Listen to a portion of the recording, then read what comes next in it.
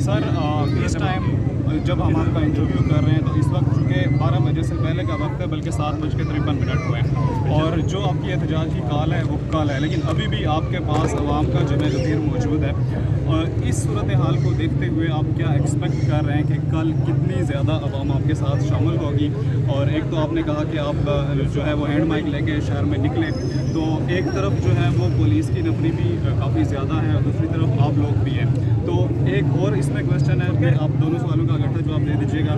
اور دوسری طرف جو راجہ ثاقب مجید صاحب ہیں، ان کا کل ان کے امن مارچ کا بھی اعلان ہے، تو کیا کل ایسا ہو سکتا ہے کہ امن مارچ کے لوگوں کے ساتھ آپ کا کوئی تصادم ہو جائے، یا پھر اگر ایسی ویسی کوئی صورتحال ہوتی ہے تو آپ کا کیا رد عمل ہے؟ سر پہلی بات یہ کہ الحمدللہ آج انہوں نے انٹرنیٹ سروس بند کی، لیکن اس کے برعکس ہم پوری شہر سٹی کے اندر ہینڈ مائک لے کے جو پیغام ہو سکتا ہے انٹرنیٹ کے تھرو، موبائل سروس کے تھرو نہ پراپر دیا جا سکتا، ہم شاپ ٹو شاپ الحمدللہ پورے شہر کے اندر ورکنگ کر کے آ گئے ہیں. اور اس بیہاف پہ میں یہ دعویٰ کرتا ہوں کہ ایک بہت بڑی تعداد کل مظفر آباد کی انشاءاللہ آپ کو بینک روڈ نیلم پل پہ نظر آئے گی. جہاں تک بات رہی ثاقب مجید صاحب کی، وہ ایک جماعت کے رکن ہیں، عہدیدار ہیں، میں یہ کہوں گا اللہ ان کو ہدایت دے اور ان کو سیدھے راستے پہ بتائے کہ ہم ایک بنیادی حقوق کی بات کر رہے ہیں. صرف میں ان کی سیاست کے والے سے بات کروں گا، ان کے ان ووٹرز کو مخاطب کرتے ہوئے بات کروں گا کہ آپ لوگوں کا ایک مینڈیٹ ہوتا ہے جو آپ مسلم کانفرنس کو یا ثاقب مجید صاحب کو دیتے ہیں.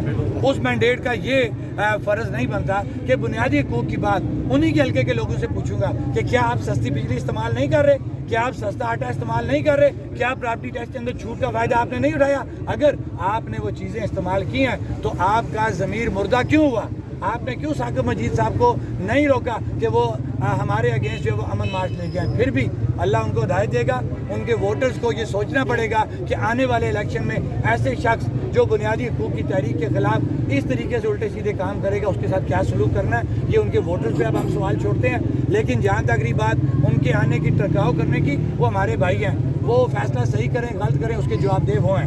ہم بنیادی حقوق کی تحریک لے کے چل رہے ہیں، ہمارا ان سے کوئی ٹکراؤ نہیں بنتا. وہ آئیں گے، ہم انہیں راستہ دے دیں گے، وہ یہاں سے چلے جائیں، ہمارا ان سے کیا معاملہ. ٹھیک ہے. اچھا ایک اور سوال ہے کہ اب جب آپ کے ساتھ بہت سارے لوگ بھی ہیں، آپ لوگ اکٹھے بھی ہوئے ہیں، وہ کہتے ہیں کہ وقت کرتا ہے پرورش پرسوں حادثہ ایک دم نہیں آتا، تو آپ لوگ ظاہری بات ہے بہت ساری چیزوں کو لے کر یہاں پہ اکٹھے ہوئے ہیں. آپ لوگوں کے اس سے پہلے مذاکرات بھی چلے ہیں. جو دو مین باتیں ان سے ہٹ کے اس سے پہلے بھی کیونکہ آپ کے ساتھ مذاکرات ہوئے کچھ، وہ بھی جو ہے حکومت نے پورے نہیں کیے، تو ایسے کیا مطالبات تھے جن پر آپ کو پہلے حکومت نے دھوکہ دیا اور آپ کو لگا کہ اب اگر ہم مذاکرات میں چھوڑیں گے یا کوئی ڈیڈ لائن دیں گے تو اب جو ہے وہ ہمیں پھر اس طرح سے لالی پاپ دیا جائے گا؟ بڑی خوشی ہوئی ہے کہ جتنے بھی اینکر پرسن سوال کرتے رہے نا مجھ سے، اصل بات کسی نے نہیں پوچھی. آپ نے اصل بات پوچھی ہے کہ آپ کو یہ پتا تھا کہ حکمرانوں نے اس سے پہلے بھی آپ سے ایگریمنٹ کیے اور وہ پورے اس پہ نہیں اترے، تو کیا وجہ تھی کہ ہمارا ان کی ان بات چیت کے اندر جو ایک تعطل آیا؟ وجہ یہی تھی کہ ہم گاہ گی کے جملوں میں نہیں جانا چاہتے تھے. یہ کوئی سالڈ بات ہمارے ساتھ نہیں کر رہے تھے. یہ جو کہہ رہے ہیں کہ سارے معاملات حل ہو گئے، سارے معاملات بہت زیادہ تھے، سارے معاملات کوئی حل نہیں ہوئے تھے. چھوٹی موٹی چیزیں جو ڈسکس ہوئی، جن کے اندر کہیں فائنانس انوالو ہوتا تھا، اس حد تک بات ہوئی. جو بنیادی چیزیں ہماری تھیں ان کے اوپر گاہ گی یہ کہا گیا. اس کے برعکس یہ کہا گیا، انجم زمان صاحب گواہ کے طور پہ موجود ہیں، کہ جب ہم نے یا اپنا 12 سیٹوں کی بات کی، جب ہم نے اشرافیہ کی مراحت کی بات کی، جب ہم نے ہائی کورٹ کے فیصلہ 2019 کی بات کی، تو ہمیں کہا گیا کہ یہ ہمارا ڈومین نہیں ہے، یہ ہمارا مینڈیٹ نہیں ہے، آپ یہ اپنی اسمبلی اور اپنے آئین کے طور پہ اس پہ بات کریں. تو پھر آپ بتائیں، وہ باہر آ کے کہتے ہیں جناب کہ باقی چیزیں ساری ہو گئی تھی، تو 2 چیزوں پہ پرابلم تھا. کہاں آئی 2 چیزیں؟ 4 تو میں نے آپ کو بھی گن کے بتا دی. اچھا ایک اور سوال ہے اس میں، جیسے آپ کے بہت سارے لوگ بھی کہتے ہیں کہ اگر جو اس ٹائم ہم احتجاج کر رہے ہیں یا پھر ہمارا احتجاج اتنی پیک پہ جا رہا ہے اور حکومت کو بھی یہ پتہ ہے جس طرح سے عدالتیں راتوں کو کھل جاتی ہیں، اسمبلیاں ان کے سیشن لمبے لمبے چلنا شروع ہو جاتے ہیں، تو ابھی ایسا کیوں نہیں ہو رہا کہ ابھی وہ کوئی سیشن بٹھا لیں، کوئی ٹاک کر لیں، کوئی ایسا چیز کر لیں؟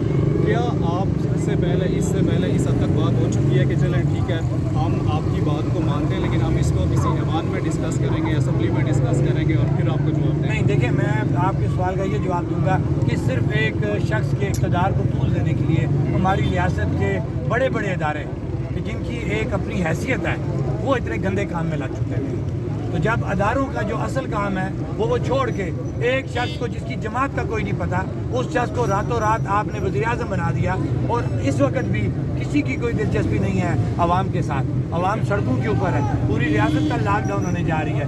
یہ ادارے بجائے اس مسئلے کو حل کریں اور ایک شخص کے اقتدار کو طول دے رہے ہیں۔ پتہ نہیں کون سا چہیتا ہے، کس کا اقتدار ہے یہ ہمارا لاکھ کہ پورے اداروں کی سٹیک جو ہے وہ داؤ پہ لگائی جا رہی ہے۔ ٹھیک ہے، بہت شکریہ جی، بالکل آپ نے ان کی باتیں بھی سنی۔